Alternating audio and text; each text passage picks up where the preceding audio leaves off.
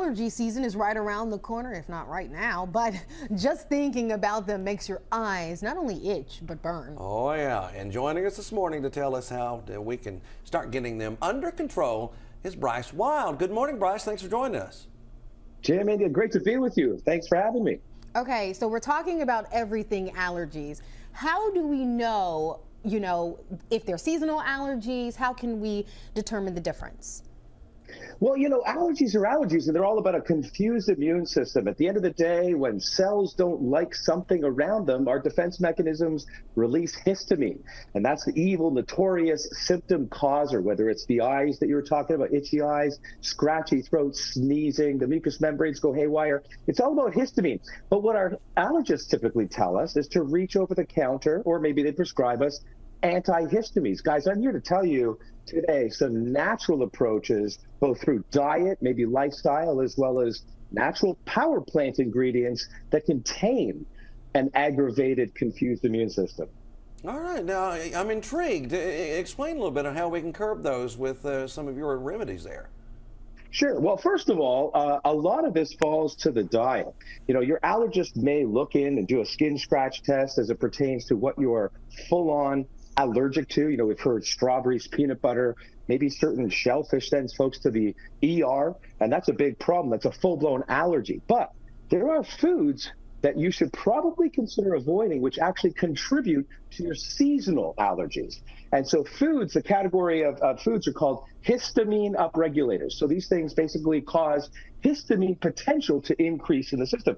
And these look like good, healthy foods, but they have this notorious potential. So we're looking at citrus, the entire citrus family. These are all things to consider. Not necessarily every single individual is going to have this, but certainly bananas, shellfish, not in the way they're going to send you to the ER. I've got some aged pecorino cheese here and some meats, cured meats, dried fruits, red, yellow dyes in particular in your foods, guys, and even benign spinach and eggplant, avocados. These are all histamine upregulators. So again, when you consider these foods and maybe consider avoiding them in your diet for about a month, your seasonal allergies actually might trend downwards.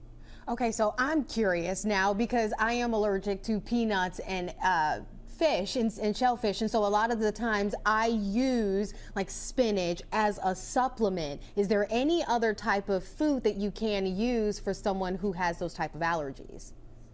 Yeah, so look, spinach is again going to potentially increase the histamine potential. It's entirely different than a full-blown peanut allergy, but alternates to spinach would include things like kale, cabbage, mustard greens. These are all very healthy foods as well. They don't have the same histamine upregulation as spinach. So you're still okay. Okay. Now I got to eat healthy. Great. Yeah. That's what you got to do. All right. Histamines cause allergy symptoms, but can histamine in your food continue to contribute to your allergy suffering? That's what we've been talking about. And how can we tell if it's a cold or an allergy? That's another question that a lot of people have.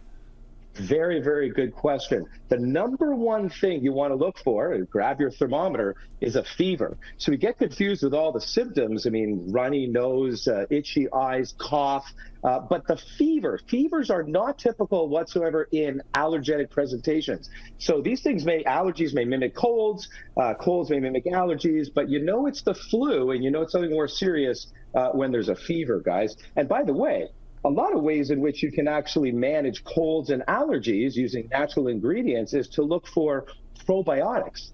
Probiotics seem to tame the immune system within the gut. We're learning more and more about these healthy bugs. What's really interesting, you can think about your gut as kind of like a sieve. It's a selective sieve. When this sieve gets unselective and allows too much through your gut into your general circulation, you get a confused immune system. It's called a leaky gut.